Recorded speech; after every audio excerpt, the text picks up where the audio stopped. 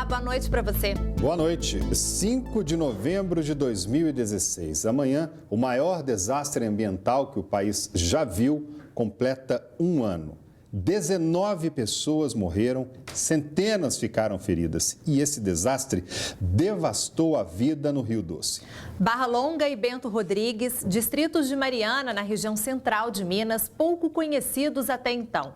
Essas pequenas cidades entraram para a história depois de serem tomadas pela lama da barragem de Fundão. Um ano se passou desde que a tragédia mudou o destino das famílias que moravam ali e de várias outras que tiravam o sustento do leito do rio. O mundo ainda espera uma resposta. Samarco e Vale não pagaram nenhuma multa cobrada pelos órgãos federais. 22 pessoas e 4 empresas foram denunciadas pelo Ministério Público, mas ainda aguardam julgamento. Enquanto isso, moradores tentam retomar a vida na região. Vamos relembrar juntos essa história na reportagem especial de Luciana Viana.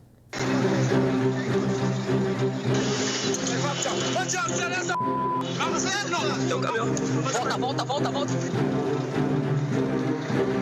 Ô, meu camarada, volta, vira o caminhão e racha fora, Volta, Zé.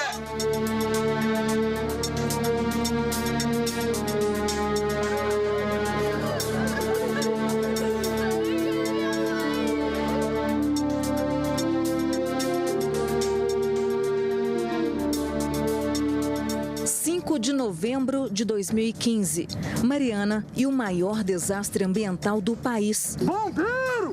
Se alguém pode me ouvir, grite ou bota 3 vezes! É lama, aquela lama, coisa nós passando por nós, aquele tanto de dia correndo, a lama tudo virando tudo pra... Nossa, eu não gosto nem de imaginar, nossa Deus. Criança que foi embora, até agora não viu, pediu socorro. Ô moço, me ajuda, como? Eu tava dentro de casa, aí eu saí, fui lá onde meu marido estava trabalhando. Aí quando eu cheguei lá embaixo, perto do rio, aí já havia gente subindo, descendo do cascalho e gritando: corre gente, a barragem estourou. Veio a lama e derrubou tudo. Aí ficou tudo perdido lá no vento. Saudade. Eu nunca vi na minha vida nada parecido. Quem viu vai ficar impressionado como eu fiquei. Eu vi carro em cima de casa, eu vi uma casa sendo levada embora, eu vi uma igreja sendo tomada, eu vi casa sendo... eu não consigo descrever. Durante a noite, equipes tentavam abrir caminho pelo mato para chegar ao distrito, que por causa da lama está completamente ilhado. O Corpo de Bombeiros priorizou as buscas nesta região, depois que estudos apontaram uma movimentação da lama e o deslocamento de objetos. Nós estamos num local onde a lama tomou todo o espaço e não podemos ficar mais nesse ponto onde nós estamos. Nós não estamos num local firme. Tudo isso é rejeito de minério de ferro, material que domina a paisagem e que mudou o curso do Rio Doce. Sem piedade, a lama destruiu famílias e as histórias delas. Estou com 55 anos, 56 anos. Eu nunca vi um trem desse, não. E agir na rota passa muita dificuldade, com tudo. E agora ver um trem desse aí, fica pior ainda. E deu tempo de tirar nada, não sobrou nada. Ficou tudo dentro de casa, só saímos com a roupa do corpo. Angústia e esperança. Tenho fé em Deus que ele vai estar vivo, que eu vou poder abraçar o meu irmão de volta.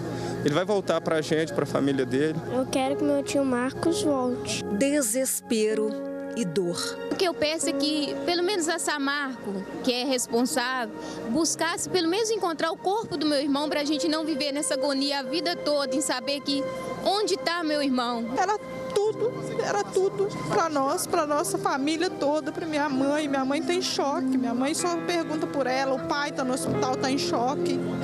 Está todo mundo desesperado porque ninguém comunica nada, ninguém fala nada, ninguém sabe dar uma informação exata dela. É mais uma vítima reconhecida pela Polícia Civil, pelos trabalhos de medicina legal, e é mais uma morte que a gente pode confirmar oficialmente aqui, o governo e a Polícia Civil. Queria que Manu tivesse aqui, não, porque eu vou chegar na minha casa, vou ver as roupas dela. Ele estava com a avó dele foi pro quarto com ele. Quando ele chegou lá, abraçou ele, veio a lama, soltou os dois e ele gritando Jesus para salvar eles. Ela falou que ele gritou muitas vezes, Jesus me salva, Jesus me salva. Emanuele e Tiago estão entre as 19 pessoas que morreram. Essas 19 vítimas, elas têm nome, elas têm família, elas significaram e vão significar alguma coisa pra gente para sempre. Muitos moradores perderam tudo na tragédia.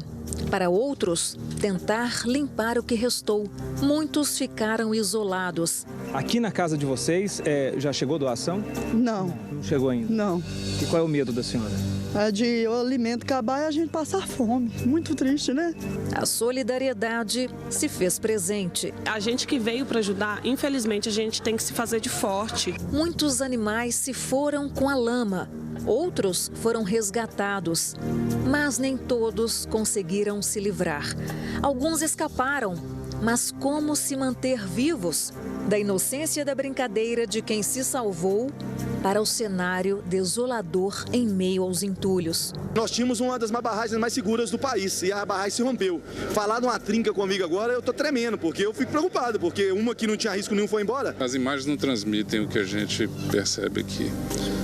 A sensação é horrorosa e imaginar o que essas pessoas pensaram e passaram para conseguir fugir disso. Nós estamos aqui abaixo do nível que a lama passou, é apavorante. Uma coisa absurda. É uma sensação de visitar um campo de concentração, quase mais ou menos a mesma coisa. Nós, para aumentarmos o fator de segurança e reduzirmos o risco, nós estamos fazendo as ações emergenciais necessárias. O Ministério Público priorizará de maneira rigorosa essa apuração. O que houve? O endereço tornou-se provisório. Missas celebradas em outro local. Enquanto isso, peças sacras da Capela São Bento ainda eram retiradas da lama. Não foi usado máquina nenhuma em nenhum momento, tanto que nós ficamos meses aqui dentro dessa igreja. O maior instrumento que a gente usava na escavação era uma enxadinha daquelas menores. A maioria das coisas foi na colher de pedreiro. Economia e turismo afetados. Pessoas sem água, trabalho e perspectiva. Luto pela fauna e flora. A lama atingiu 40 cidades ao longo do Rio Doce até o Espírito Santo. Os peixes começaram a ser afetados quando a lama se encontrou com o mar. Aqui nesse ponto a gente já consegue ver com clareza a diferença entre a água suja dos rejeitos e a água do mar. Olha só. Olha só, o peixe na minha mão, morto, aqui na foz do rio.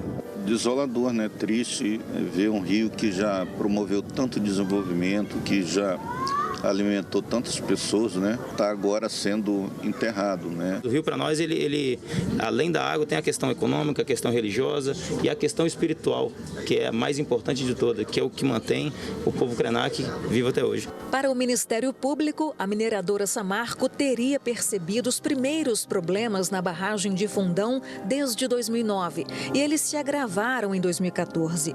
Os envolvidos sabiam dos riscos. 21 pessoas foram denunciadas entre diretores, gestores e acionistas. Em um ano, foram milhares de notificações, multas não pagas, cronograma das obras para os reparos dos danos não concluído. E com a chegada do período de chuvas, acende um alerta. Esse sistema todo concluído, né, e nós temos a previsão disso no final do ano, ele vai nos dar a condição, né, de barrar, de segurar, de reter todo esse rejeito remanescente. O S4 faz parte de um programa de projetos que vai nos dar uma segurança maior para carreamento nesse período de chuva, né? Ele circunda a área já impactada. Um ano depois, feridas ainda estão abertas.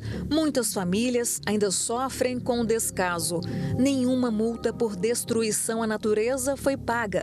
Nenhum responsável pela tragédia foi para a prisão.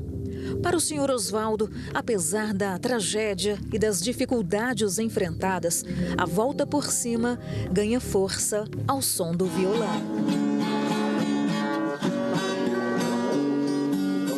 Se a vida aqui para frente é agradecer muito a Deus por cada vida e Ele conceder nós tirar essas coisas que quando estão tirando. As outras coisas, não. As outras coisas Ele dá para nós. É igual a Jó, né? E enquanto o Novo Bento não vira realidade, ele ganha linhas e formas nas mãos das crianças, que têm uma vida pela frente para construir novas e felizes memórias. O Novo Bento vai ser minha maior alegria.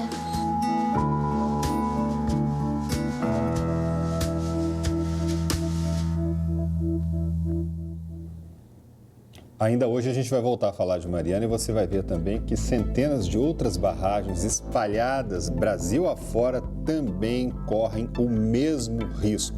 É isso aí, essa denúncia é logo depois do intervalo. Até já.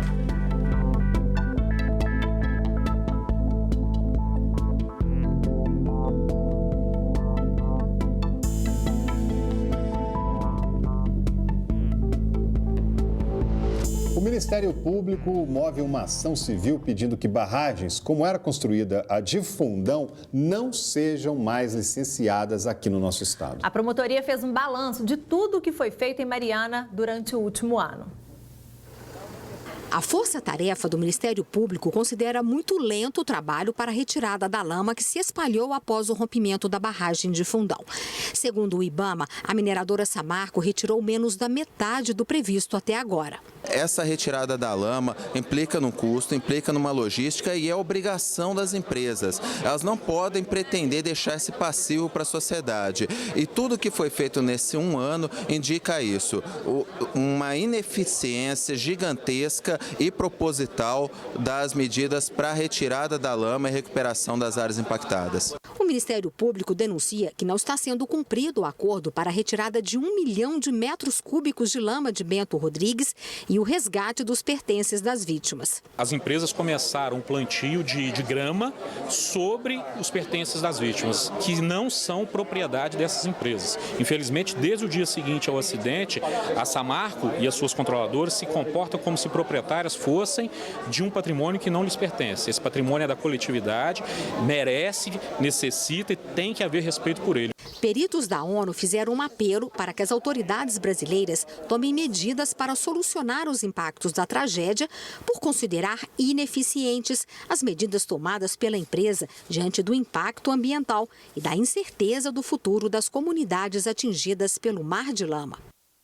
Apenas 4% das 17 barragens do país foram vistoriadas no ano passado. A falta de fiscalização aumenta o risco de novas tragédias como a de Mariana. Aqui no estado, muitas dessas estruturas estão desativadas, mas continuam oferecendo riscos de rompimento. A placa na estrada dá boas-vindas, mas quem entra na Mundo Mineração em Nova Lima, na região metropolitana de Belo Horizonte, não encontra ninguém trabalhando. Já são pelo menos 6 anos de abandono, com o mato crescendo e equipamentos enferrujando. Quando foram embora, os donos deixaram tudo para trás. Aqui, equipamentos usados no beneficiamento do minério. E ali, veículos da empresa. Aqui na frente funcionava o departamento médico da empresa. E nessas caixas aqui, fichas dos funcionários. São caixas lotadas de documentos. Tudo deixado para trás. Nem mesmo as peças que estavam no estoque foram levadas. A produção de ouro caiu e a empresa, que tem uma subsidiária australiana, decidiu fechar as portas. Isso é que é chamada lavra predatória, né? No caso aqui, levar o ouro e deixar o passivo para a população do estado de Minas Gerais. A barragem foi vistoriada 3 vezes por técnicos do Departamento Nacional de Produção Mineral, que confirmaram o risco de rompimento da estrutura. Se isso acontecer, pode contaminar o Rio das Velhas, que é a principal fonte de abastecimento de água da região metropolitana de Belo Horizonte. No resíduo tem arsênio, que é tóxico e, dependendo da quantidade ingerida, pode matar. O caso foi parar na Justiça, que determinou a recuperação das erosões e das trincas e a implantação de um sistema de drenagem.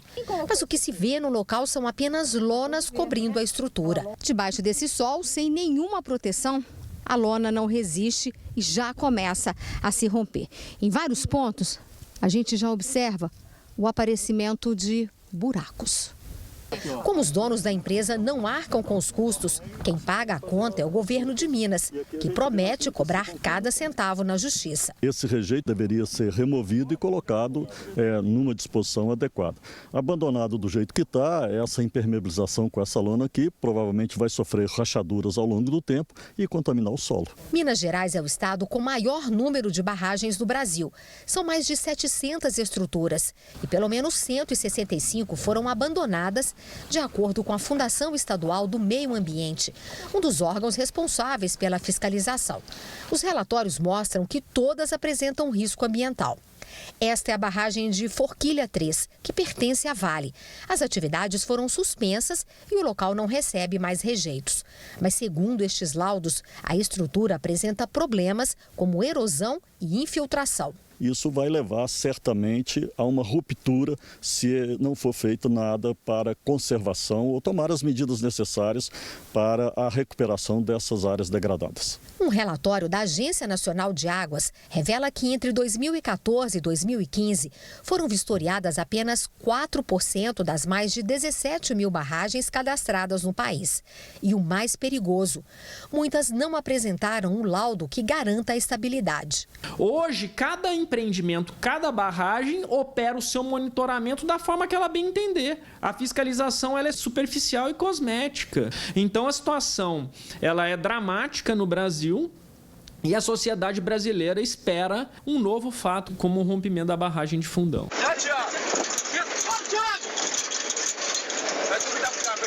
Segundo relatórios do Ministério Público e da Polícia Federal, o rompimento da barragem em Mariana foi provocado pela negligência da mineradora Samarco, além de falhas na fiscalização. 19 pessoas morreram e centenas ficaram desabrigadas. Meses depois do desastre ambiental, a barragem voltou a ceder. Recentemente, a mineradora Vale conseguiu uma licença prévia para instalar a barragem Maravilhas 3 em Nova Lima. O local, cercado por condomínios, já convive com essa outra barragem da mineradora. A nova estrutura, que deve ficar pronta em 3 anos, vai receber o dobro de resíduos da barragem de Fundão, cerca de 108 milhões de metros cúbicos. Nós estamos bem perto da divisa onde a barragem vai ser construída e uma propriedade particular. Em caso de rompimento da estrutura, os moradores vão ter menos de 1 minuto para escapar. Quase um ano depois da tragédia em Mariana, a Vale garante que a nova barragem foi projetada com os melhores padrões de engenharia e segurança. Mas o Ministério Público discorda e pediu à Justiça que a licença seja cassada. Os moradores da região estão preocupados. Hora absurdo. Isso não tem cabimento, uma coisa dessa. Eu acho que essa empresa tinha que respeitar a humanidade e a natureza. O desejo é que ela faça todas as medidas preventivas e nos dá a segurança. Completar dessas condicionantes, tudo bem, nós vamos ficar aqui. Mas se não, eu não quero mais ficar aqui. No próximo bloco a gente vai relaxar um pouco, vamos dar um passeio por São Tiago. A cidade é famosa pela produção de biscoitos. Vai ser uma delícia essa viagem. Não sai daí não, é daqui a pouquinho.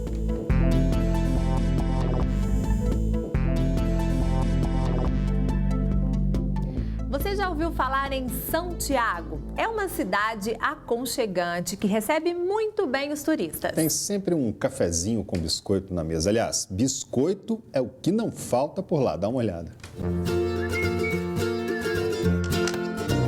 Semáforo vermelho, sinal de que está na hora de começar o trabalho. O dia mal começou, mas lá está ele, pelas ruas da capital mineira, de carro em carro, vendendo biscoitos. Vamos aproveitar o biscoito hoje? Há um ano, Carlos resolveu trabalhar por conta própria e encontrou nos biscoitos fabricados numa cidadezinha do sul de Minas a saída. As pessoas compram e voltam novamente porque realmente os biscoitos são bons e, além disso, são biscoitos caseiros e não tem conservante. Então, isso tem levado muitas pessoas a comprarem e realmente voltarem novamente. Assim como em Belo Horizonte, os biscoitos de São Tiago são vendidos nos 4 cantos do país. Por isso, a cidade ganhou fama de a terra do café com biscoito. Viemos então até aqui descobrir os segredos dessa tradição de mais de 150 anos.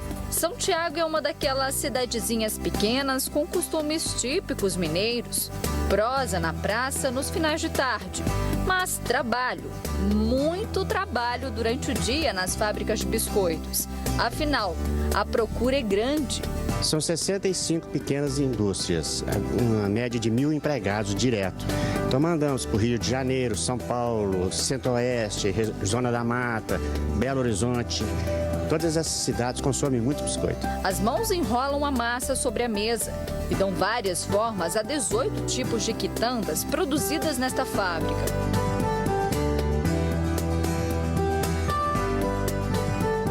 As enroladeiras são a alma do negócio e transformam ingredientes em biscoitos e tradição em fonte de renda.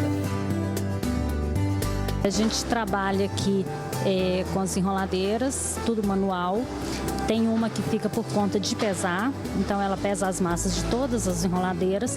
Cada uma pega a sua massa, amassa, depois enrola e vai para o forno. As receitas geralmente vêm de família. Na fábrica, funcionários compartilham o que aprenderam em casa. A gente já foi criado assim, né? Já aprendendo a ver uns pais, uns avós, fazendo quitanda. E eu sou muito curiosa, então eu fui adquirir a experiência através disso. E são sabores dos mais variados. Tem de goiabada, com canela, de coco, abacaxi ou simplesmente os tradicionais, como as rosquinhas de nata e de polvilho. O grande segredo é o carinho que a gente faz os biscoitos, todos a gente trabalha com muito carinho e procura muita qualidade. Todos os anos, em setembro, tem a tradicional festa do café com biscoito na cidade. Mas quem não consegue participar nessa época também pode conhecer a tradição de outra forma, neste espaço criado para os turistas. Então a ideia foi alongar a amostra do café com biscoito durante o ano inteiro. Então aqui nós temos o forno que fabrica o biscoito, tem a exposição de biscoito e uma carta de 32 cafés. Não dá para negar. As quitandas feitas nos fornos daqui é que aquecem a economia da cidade e dão aquele gostinho de quero mais.